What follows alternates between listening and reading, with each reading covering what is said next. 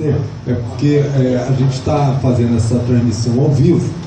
Nesse momento a gente já tem 250 visualizações desse nosso debate. Então acho que é importante essa iniciativa, porque demonstra que a gente não precisa só ter a presença física das pessoas aqui, utilizar essa nova tecnologia bastante importante. Então, para finalizar aqui a apresentação da mesa, concluindo Luiz. Bom, obrigado, Afonso. Queria cumprimentar todos aqui da mesa, o vereador Afonso, agradecer ao Oswaldo, os companheiros aqui do sindicato, mais uma vez pelo convite, estar aqui, e dizer que sempre para mim é muito um prazer, ainda mais quando o Afonso, prato da casa, eu me sinto muito honrado com isso e quero fazer um registro aqui, que talvez, não sei se mais alguém aqui sabe além de mim, no dia 25 de novembro de 1976, eu tentei me filiar aqui ao sindicato, exatamente hoje, estou fazendo 40 anos. E fui proibido naquela época de fazer a filiação, porque pedi uma ficha modelo 19, que era deixar de boas antecedências, evidentemente muitos de nós não tinham, né?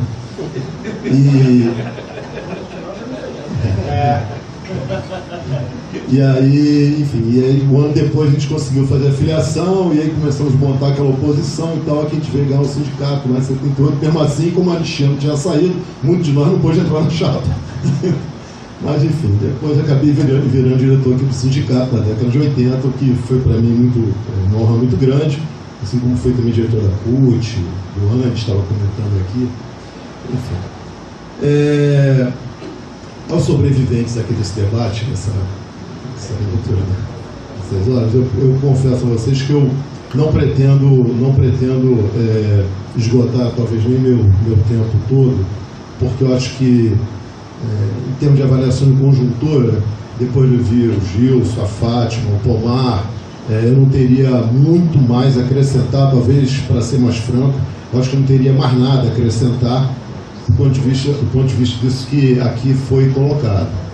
Eu vou aproveitar, então, esse tempo que eu tenho para trazer para esse debate um pouquinho daquilo que talvez seja mais afeito a nossa prática cotidiana e dos enfrentamentos que nós vamos ter daqui para frente, sobretudo em relação aos ataques que a educação vem sofrendo nessa conjuntura, sobretudo com alguns projetos que batem de frente naquilo que nós consideramos como a espinha dorsal do pensamento crítico, que é justamente a escola.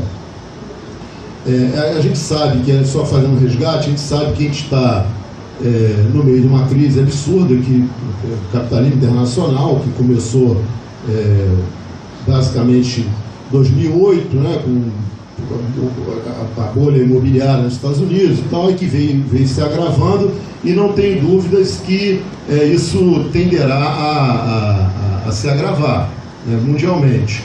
E a saída para o capitalismo, evidentemente, é tentar resgatar riquezas de alguma forma, sobretudo nos países de economia periférica, como é o nosso caso, e na América Latina, em que eles sempre encararam como um protetorado americano, a ofensiva sempre aparece de uma maneira bastante forte, né? E o cenário que se avizinha é um cenário de muita disputa internacional, e a crise aqui no Brasil, evidentemente, é fruto de tudo isso, nós não estamos fora desse processo. Agora, hoje a gente passa uma crise que assim, sem querer ficar fazendo aqui autocríticas e tal, até porque não há espaço para isso, mas tem muito a ver com a nossa própria ação. Chegou um determinado momento em que nós achávamos que nós tínhamos feito a ruptura revolucionária, porque o fato de termos ganho o governo não significou que nós tivéssemos ganho o poder. E aí nos afastamos completamente dos movimentos de massa. As organizações sociais ficaram largadas sem necessariamente terem convívio entre si e com pautas comuns que pudessem ser trabalhadas, e um momento de maior fragilidade, com o avanço das forças conservadoras, chegou-se ao ponto de provocar o impeachment da presidente Dilma, e nós ficamos mais uma vez derrotados. O fato é que nós fomos derrotados. A consolidação da nossa derrota nesse momento se deu com as últimas eleições de 2016, em que a esquerda foi derrotada.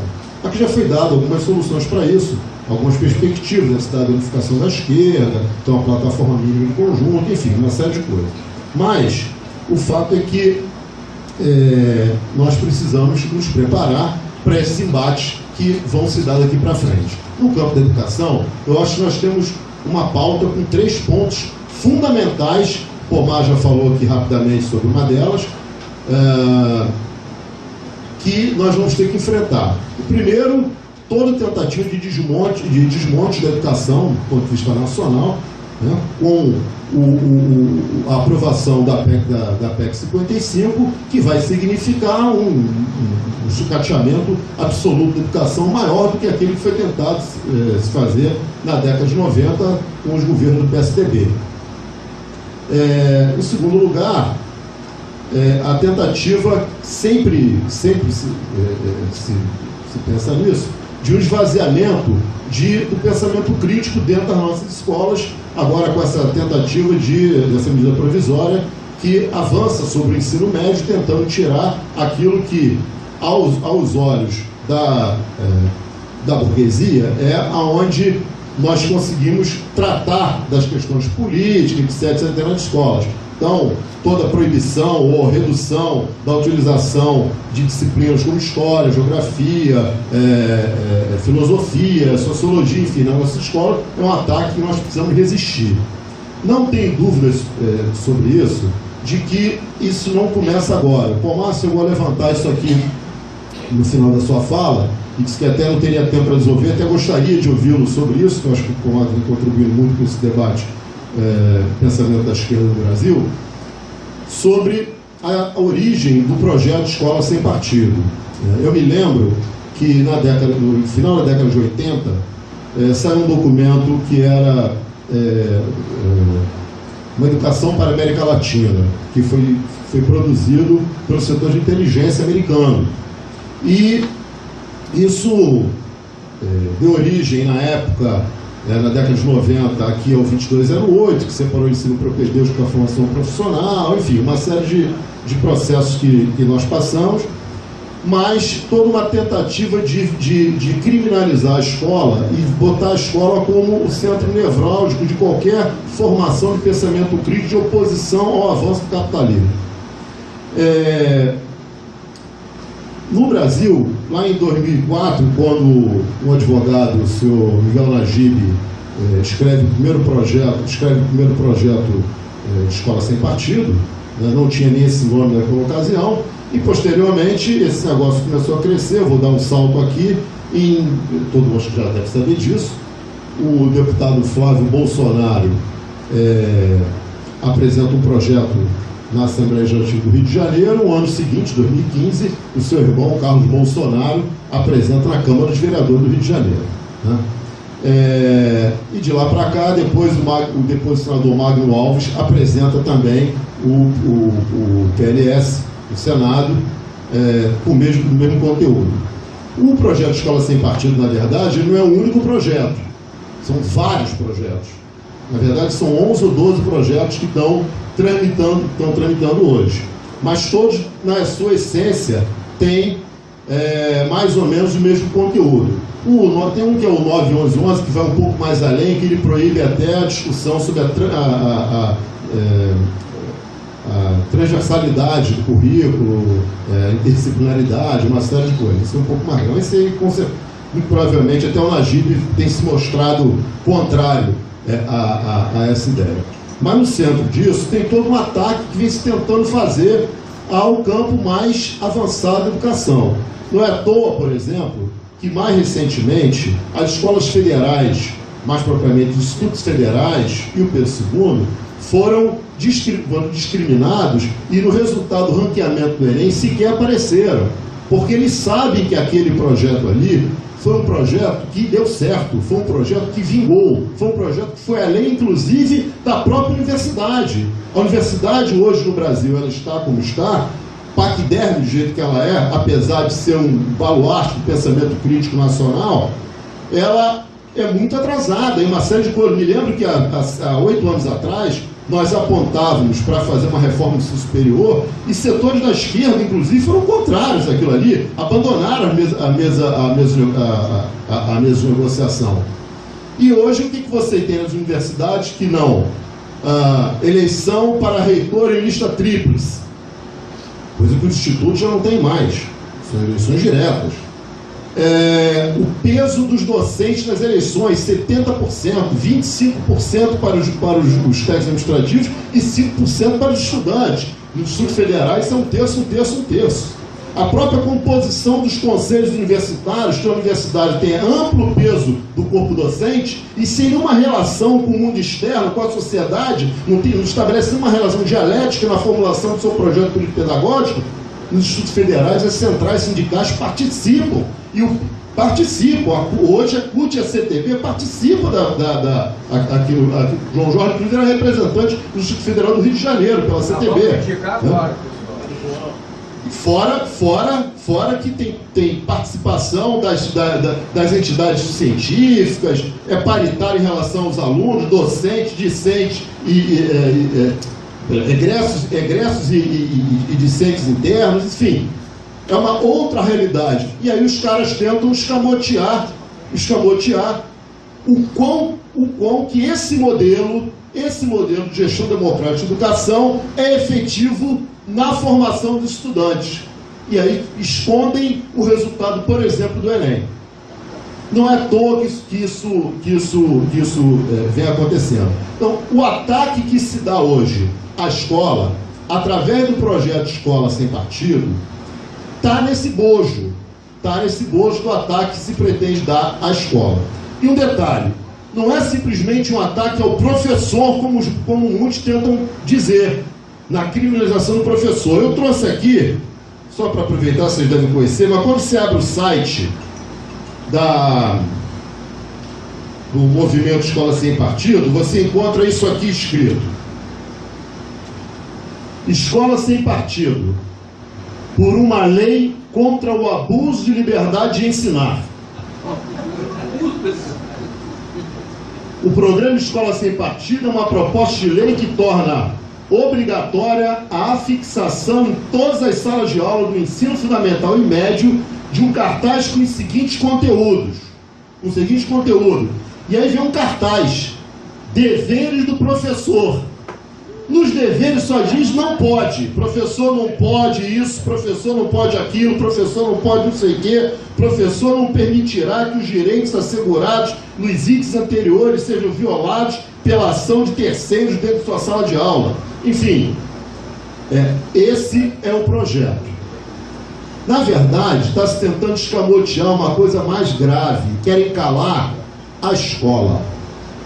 A escola, e eu tive a oportunidade anteontem de participar de um debate, Oswaldo, aproveitar o espaço aqui no Escola Rio, não é isso? Olha, Escola Rio. Isso, eu tive a oportunidade de participar exatamente sobre isso, junto com o Fernando Pena, que é uma das pessoas que mais vem defendendo. Aliás, fui lá por indicação do Raymond, viu, Raymond? Muito obrigado pela indicação. Lá me disseram que você que tinha... Eu pensei que já tivesse esquecido daquela outra vez lá. E aí, nós fomos lá debater. Pasme, eu encontrei lá Paulo Sampaio, lembram dele? Era presidente do sindicato patronal, na época que a gente batia com ele de frente. Eu falei: Paulo Sampaio, fiz que eu tive com você, foi você chamando a polícia enquanto foi piquete na porta da sua escola. Ele ficou sem graça e tudo. Mas enfim, e eu tentei passar para eles uma visão seguinte: o Escola Sem Partido não é um ataque ao professor, criminalização do professor, como tentam fazer, porque o professor é a expressão do que se faz numa escola. A escola, a gente sabe, ela é o retrato de uma sociedade. A escola, ela reproduz aquilo que é feito pela sociedade. Com nuance, diferenciar, claro, que tem bastante nuance nisso. Eu não posso... Aliás, porque a Escola Sem Partido, para nós da rede privada, já existe há muito tempo. Há muito tempo. Eu dei aula em escolas que você não podia... O professor de história não podia usar, por exemplo, o livro do Manuel Maurício. Nem o livro do Chico Alencar. Eu, como dava aula de química, comigo ninguém se metia. Só quando a gente puxava a greve, ele demitia a gente no dia seguinte. Então, era exatamente... Então, nas escolas militares, a escola sem partido, que aliás foi um dos grandes erros do nosso governo, foi não ter mexido sequer no currículo de formação das escolas militares, nem mesmo da formação civil dessas escolas. Que é uma coisa que a gente tem que repensar caso a gente venha a chegar ao governo de novo em algum determinado momento, que eu acho até que a gente consegue. Mas a escola, ela reproduz aquilo que é a sociedade. Olha, se nós vivemos na época da ditadura, como alguns aqui devem lembrar, vão lembrar que a escola era dura mesmo. Era aula de USPB, não é isso? Não se podia discutir sobre nada, não podia se reunir. Era o retrato daquele governo. Daquele governo não, daquele Estado. Na verdade, era o retrato daquilo ali. Não podíamos fazer absolutamente nada, não podíamos fazer greve, nada. Era aquilo que estava ali. Hoje, a escola reflete o que é a nossa frágil e jovem democracia. E é isso. Claro que ela tem suas debilidades, até porque a democracia, diferentemente do que alguns pensam, eu não acho que seja um valor universal. Porque a democracia é uma forma de Estado. Todo Estado é repressivo, é ação de uma classe sobre a outra. Perfeito? No Estado capitalista é uma coisa, no socialismo é uma outra. Mas o fato que tem em comum na democracia é a capacidade de debate, é o respeito à diversidade, é a pluralidade de ideias. Então, como é que os caras propõem no seu projeto, por exemplo, que a escola seja neutra? Não existe neutralidade.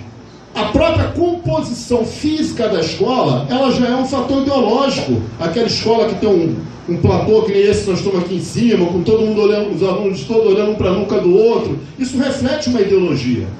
Está na cara. A escola que não discute, e cada escola que bota a câmera dentro da sala de aula, já existe hoje em escolas ditas modernas. Vou citar aqui, como a Escola Parque, por exemplo. Então, a escola é essa reprodução. Só que no Estado democrático, a escola pode conviver com essas diferenças. Quando os caras falam que é uma escola neutra, é mentira. Eles querem uma escola que não se possa debater. Eles querem uma escola que não se possa discutir. Eles querem uma escola onde não se possa trabalhar as diferenças.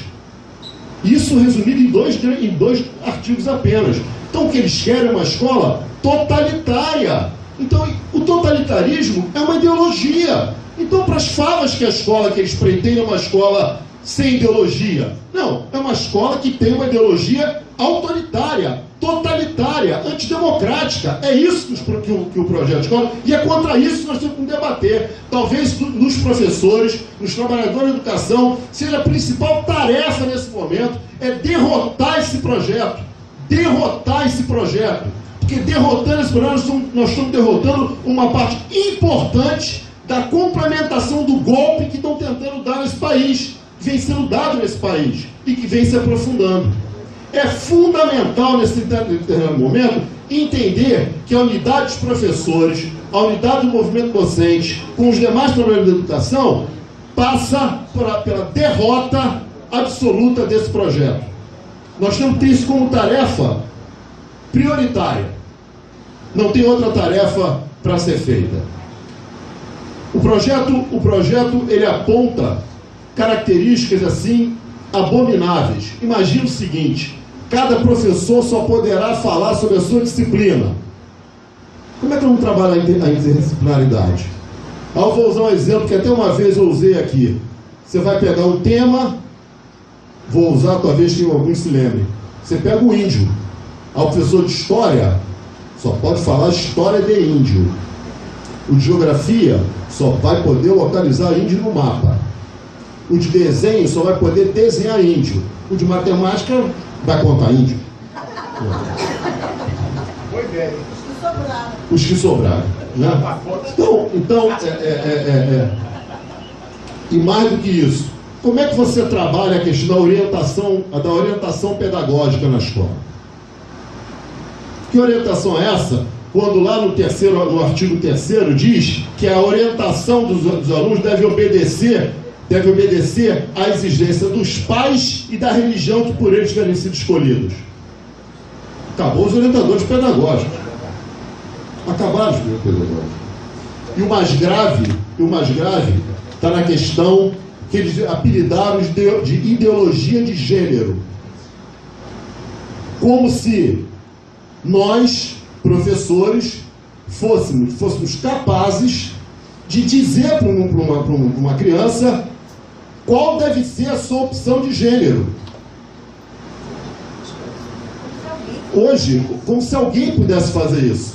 Hoje, os estudos mais sociológicos, psicológicos mais importantes que tem, é que dizem que a opção de gênero está no desejo. O desejo é inato. Não depende da nossa vontade. E o que esses caras precisam aprender, a gente tem que dizer para eles, que a gente só fica com os filhos deles nas nossas escolas um sexto do dia.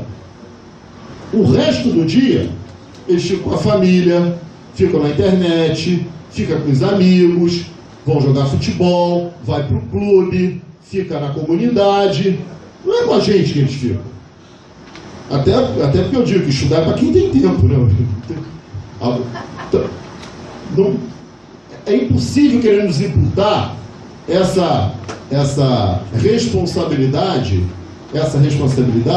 num tema tão delicado como é a questão de gênero, onde nós avançamos muito.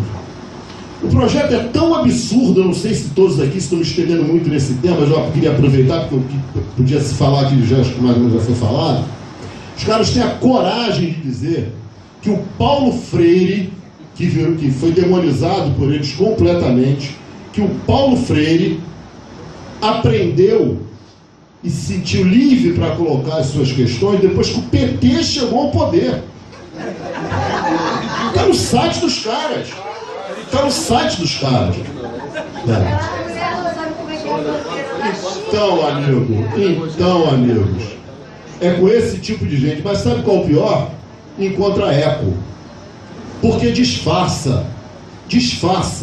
Quando o projeto foi trazido aqui para a Câmara dos Vereadores do Rio de Janeiro, irmão, teve um companheiro nosso de um partido, que felizmente não foi de nenhum dos que eu acho que está aqui dentro, mas se dizendo de esquerda, que foi lá, fez um discurso contra e pediu para retirar o nome dele. Ninguém sabia, ele tinha assinado o projeto. Porque o nome é muito sugestivo. Uma escola sem partido. Quem não quer uma escola sem partido? Quando na verdade eles vão dizer que é uma escola do partido único, do totalitarismo, que é isso que eles estão propondo de fato. Então, amigos, meu tempo aqui já está se encerrando, e eu aproveitei porque eu sei que isso eu acho que vai ser um tema, até consultei a Fátima na leitura das teses também, se ela tinha observado que isso estava colocado, e eu queria deixar essa pequena contribuição e me colocar à disposição para um debate mais futuramente, especificamente sobre o tema, que eu venho tentando me aprofundar, que eu acho importantíssimo que a gente, enquanto professores, enquanto sindicato de professores, que tem sido vanguarda nas lutas populares, pegue essa bandeira e carregue para a rua, que precisa ganhar corações e mentes sobre ela. Essa não deve ser uma bandeira somente dos professores, essa deve ser uma bandeira da sociedade, porque o que está em jogo é o cerne da consciência crítica, que grande parte dela é construída dentro das nossas escolas. Muito obrigado. Boa noite. Eu só fazer uma consulta aqui. Eu ia para que a gente até devido ao adiantar da hora, e desse tempo se alguém quisesse fazer pergunta, que a gente abrisse uma pergunta, mas de 2 minutos, mas que fosse pergunta mesmo, até porque o debate sobre todos esses temas nós faremos amanhã nos grupos. Então aí, para a gente poder ter mais gente fazendo pergunta e a gente até voltar uma rodada final só de umas considerações finais da mesa, gostaria de fazer essa proposta, de umas 5 inscrições de 2 minutos, e aí a gente faz direto e depois tá. Então já tem o Zarur ali inscrito. Mais alguém? Um. Então vai ser só um mesmo e a gente continua. Vamos ver.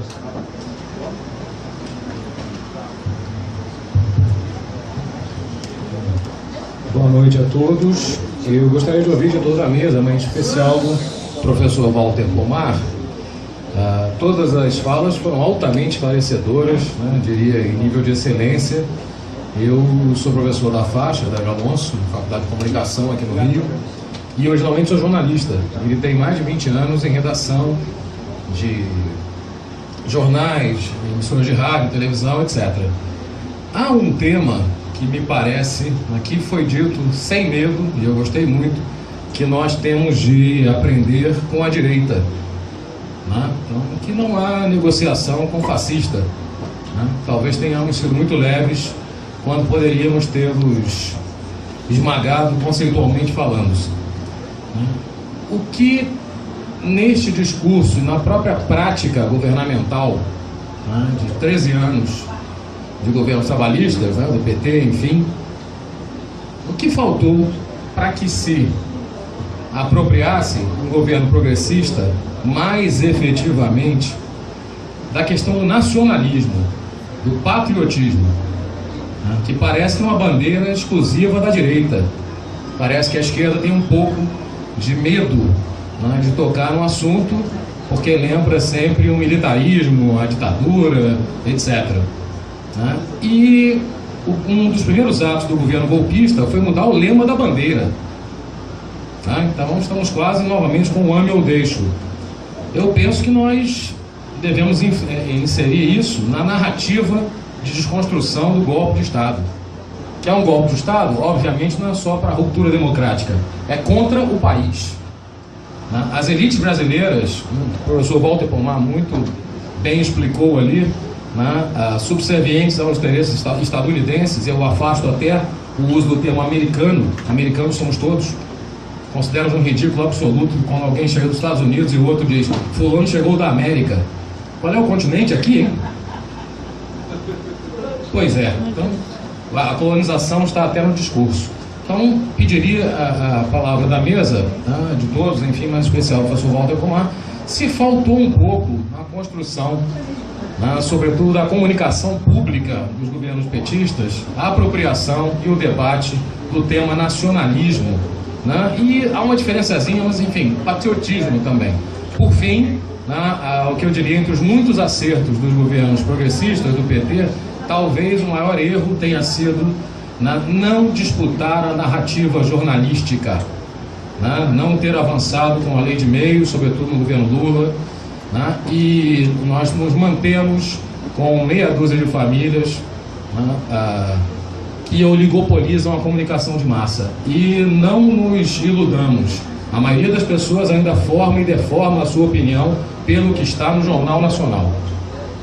As novas gerações começam a utilizar a internet buscando espaços no ambiente virtual que sejam minimamente diferentes na construção da narrativa jornalística dos fatos. Já me alonguei muito, então antes que o professor Afonso comece a reclamar ali, eu peço à mesa e agradeço de antemão que toque nestes dois temas, por gentileza. Muito obrigado. Obrigado. É porque a gente